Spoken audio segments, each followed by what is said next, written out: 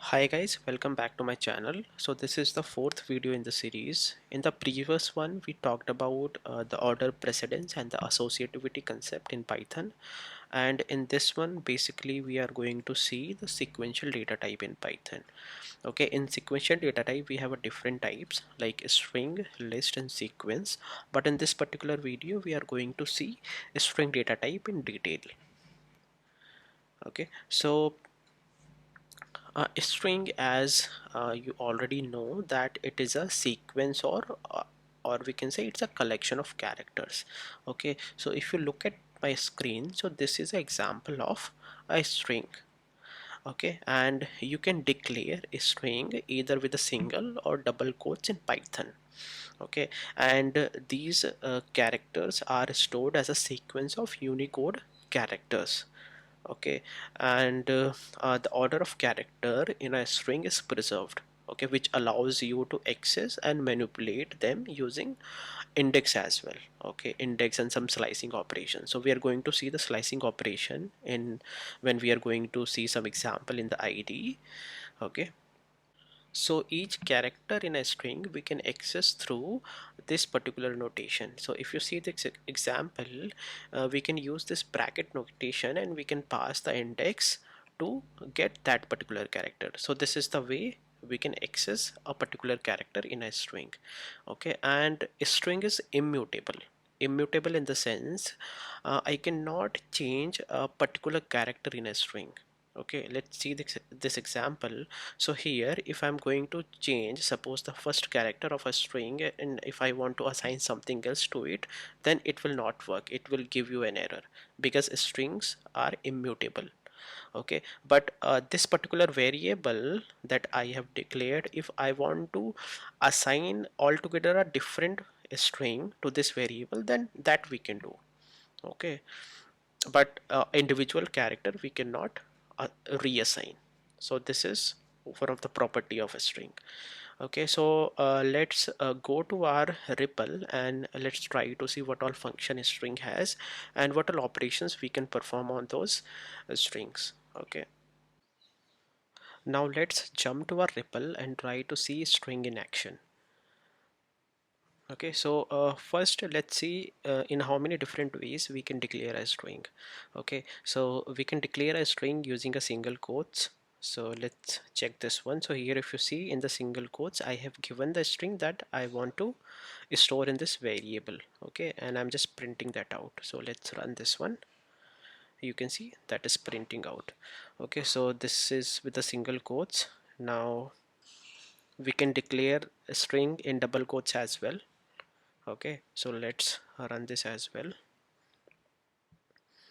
Okay, now there is another format that is using a triple quotes, and triple quotes can be both single or double. Okay, if you see here I am wrapping the string in triple quotes with a single quote, and here also with the triple quotes with double quotes as well. So what it means is, so we can use this format in those cases where we have a multi-line string. Okay, so if you see this one, I have segregated this particular string into multi-line. Okay, and it will show you this in multiple line itself. So let's run this one and see this in action. Okay, if you see this one, it is getting printed out in multiple lines. Okay, now let's move forward. Then we have this example where I'm showing how to escape the character in a string. Okay, so suppose if you want to escape some character in a string, then you can use backslash.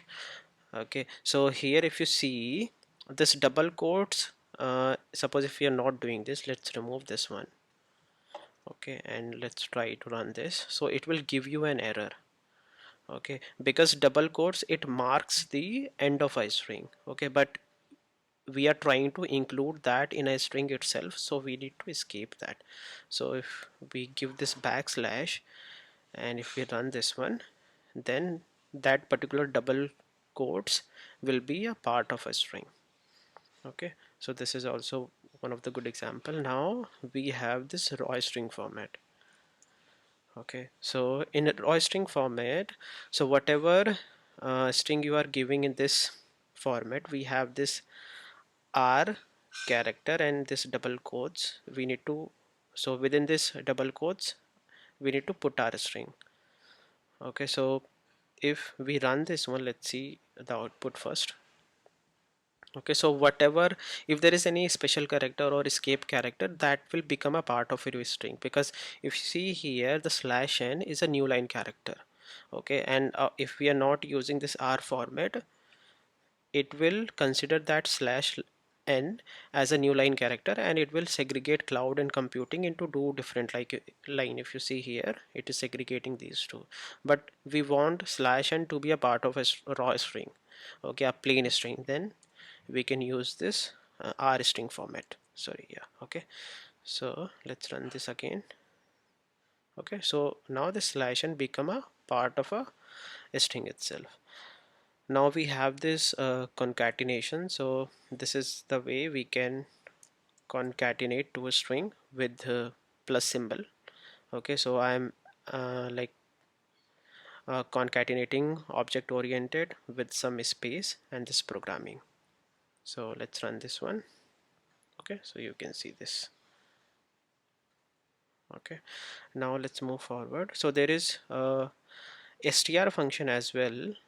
So we can use this where there is a requirement to convert some data type into integer format. If you see here, I am initializing this num with some number, and so let's check the type of num first. So it will be in integer format, correct? But later on I'm converting this num into string format. Okay, and I'm printing that out. Let's here also check the type of num after the conversion.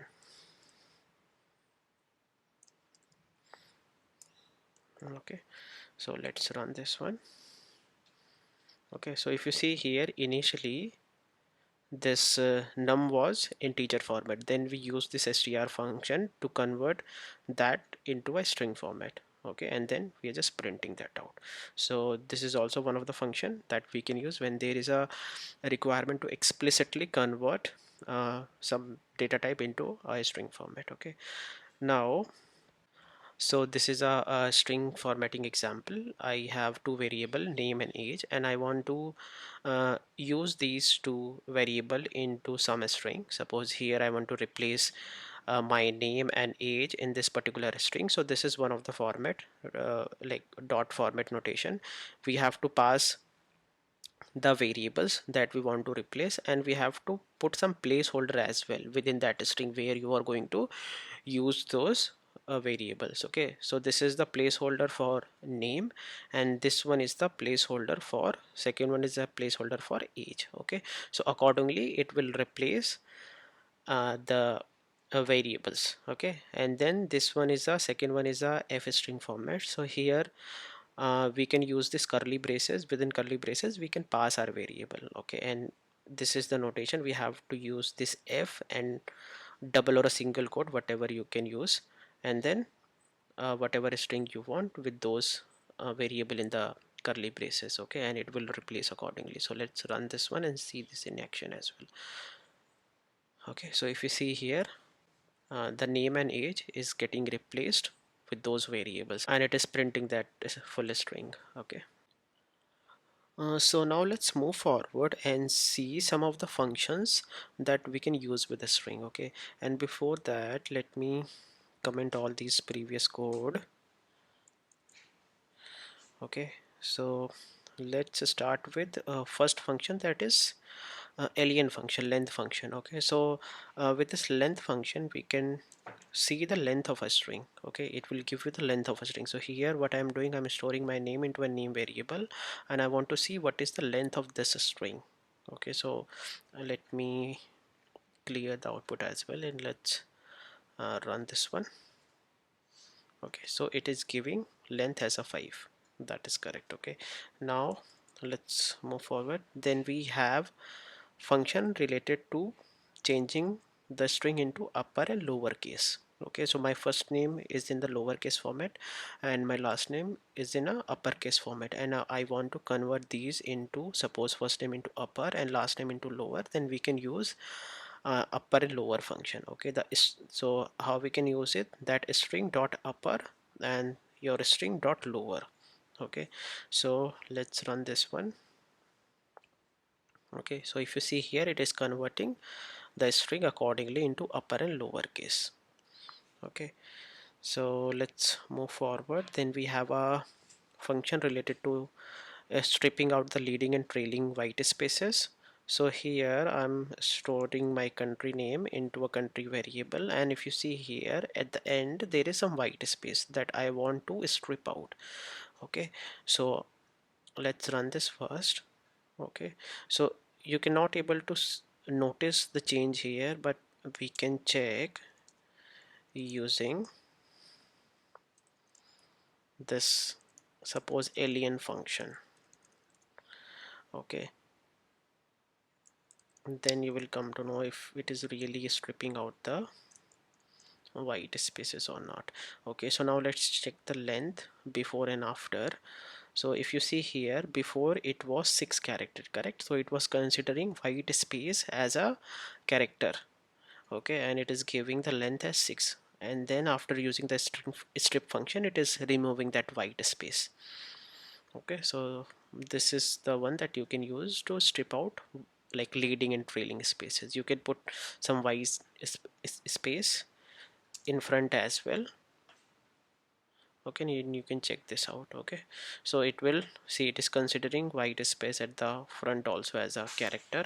Okay, but after stripping out, there is no white space. Okay, so now let's move forward. Then we have this split function.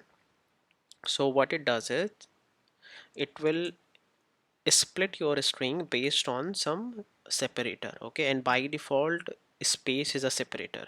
Okay, so in this sprint I have white space, okay, between this hello world. So it will uh, create a substring. It will create a list of substring when we are going to use this split function. Okay, so there are two ways: either you do not specify anything in this parenthesis, or if you want, you can explicitly provide that a separator into double or a single quote. Okay, likewise here as well. If you see here, I have comma as a separator and I want to create a list of substring using this string that I want to separate it out with comma. Okay, so let's run these two and check. Okay, if you see here, it is creating a list of substrings based on these separators. Okay, white space and comma. Okay, so let's move forward. So this is the another function, that is a replace. So what it does is it replaces all the occurrence of a substring with the string that you are giving in the second parameter. Okay, so here what we are going to do is we are going to replace this world with Python. Okay, and it will do for all the occurrences. So first let's run this one. Okay, if you see here, the world is getting replaced with Python. If I have another world here, then it will do for that as well. It will do the replacement for that particular string as well. If you see here, yeah, it is replacing both the occurrences of that string. Okay, so let's move ahead. Then we have a find function. So what it does is it returns the lowest index where a substring is found. Okay, so I want to find where this substring is there in this particular string. Okay, I want to find where this world is there in this particular string, means what is the index. Okay, so it will give me that. Let's run this. Okay, if you see here, it is giving 6. Why 6? Because the indexing start from 0, so it will be 0 1 2 3 4 5 and 6. Okay, it is giving you 6. And suppose if we have another world here, but still it will give you 6 only, because this function will give you only the lowest index. If you see here, it will give only the lowest index, the first occurrence. Okay, now let's move forward. Then we have some function related to where we can see if the string starts with or end with some particular uh, a string or not. Okay, so this is my string. Here I have hello world, and I want to check if this particular string start with hello or not, or if it is ending with world or not, or if it is ending with apple or not. So it will do that check. Okay, and it will give you true or false. So if you see here, my string is starting with hello, yeah, that is true, it is giving true, and it is ending with world, it is giving true, but it is not ending with apple, correct, so it is giving me false. Okay, now we have the last one here, where I want to join like iterable with some string. Okay, so this is a iterable. I'll cover the iterable in more detail in upcoming videos. Okay, so if we want to join this iterable with some string, then we can use join function. Okay, so what does it mean is, so this is a string, correct, it can be anything. Suppose if I want to join this particular list with white space. Okay, so what ultimately it should give me hello space world. So let's run this. Okay, so it is giving me hello space world. Okay, but suppose I want to join these iterable with, suppose, 1 to 3.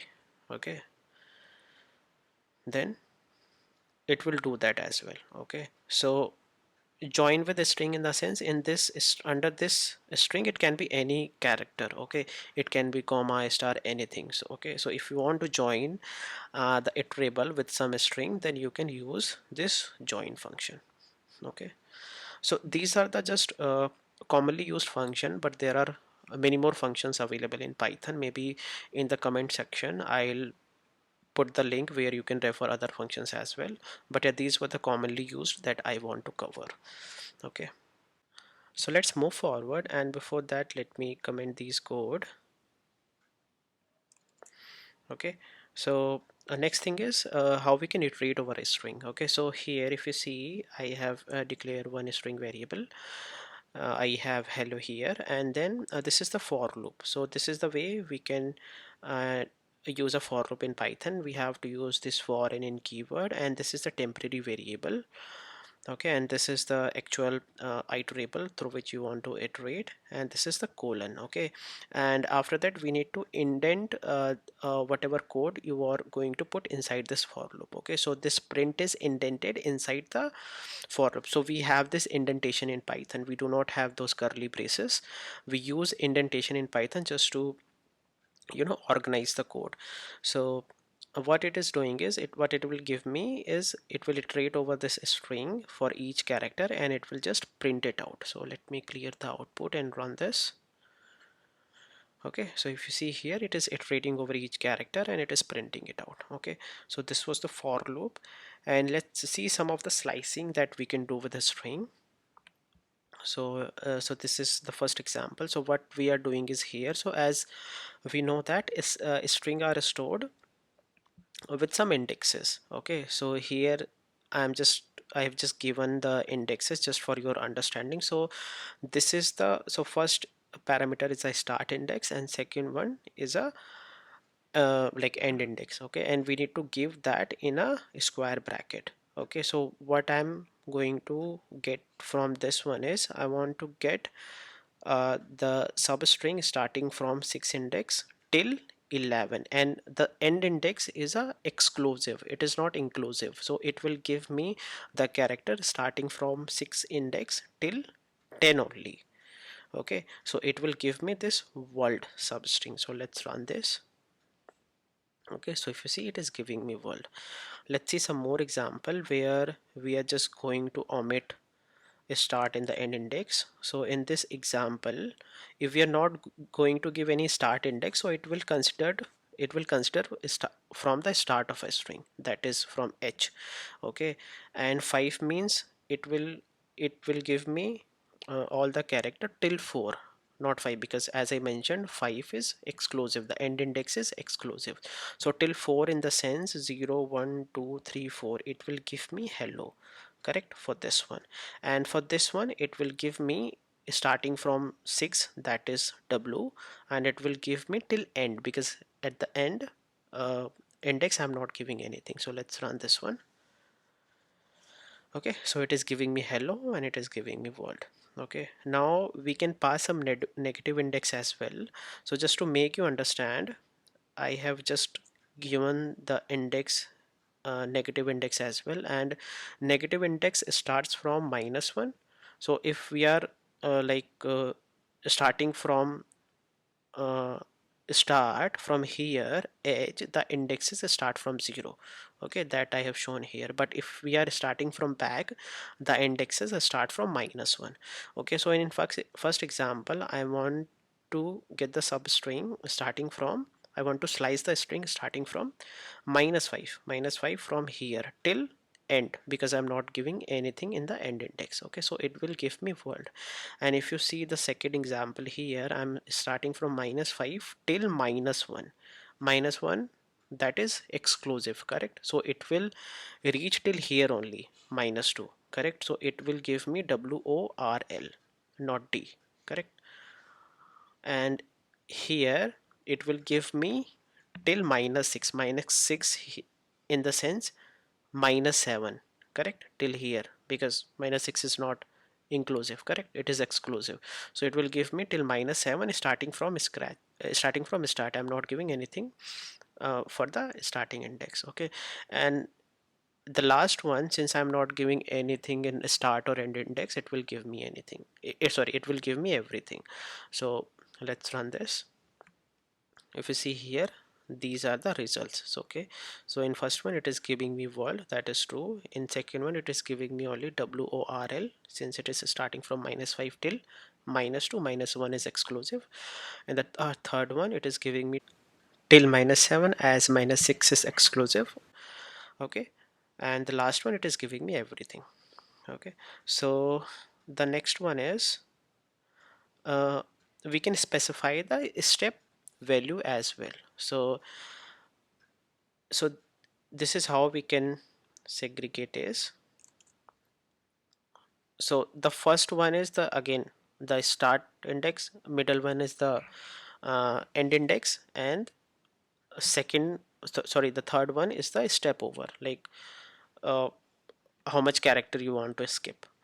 Okay, so what it will give me here is, it will give me character starting from first till every second character. Okay, so it will extract every second character starting from index 0. Every second in the sense, it will give me H, then it will give me L, then it will give me O, it will give me W, and so on. So every second character it will give. So it is a step over function or step over value.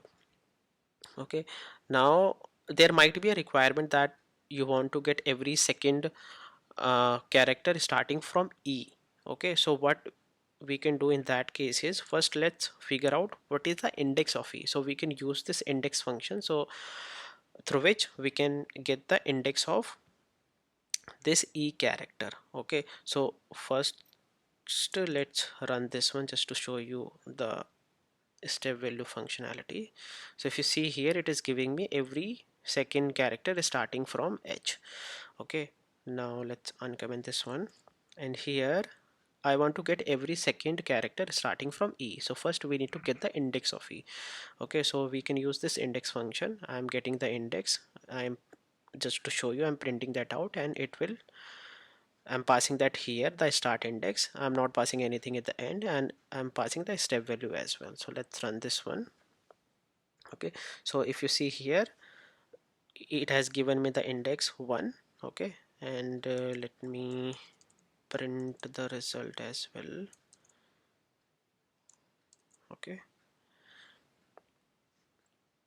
so if you see here, it is a starting from the E, correct, and it is giving me every second character one after the another. Okay, so this is the last one where we can pass some negative value in the step value. So negative, if we pass -1, then it will reverse the string. Okay, so it will be very useful in those cases where you just want to reverse the string, then you can use this particular syntax. Okay, you can just pass -1 in the step value and it will reverse the string. Okay, so if you see here, it reverses the string. So this is what I wanted to cover, guys, in this video. It's a bit long video, but I wanted to cover most of the things for a string, like function and how we can do all these slicing things. So stay tuned on my channel. I'll be uploading some more interesting video. Okay, so thank you guys. We'll meet in next video.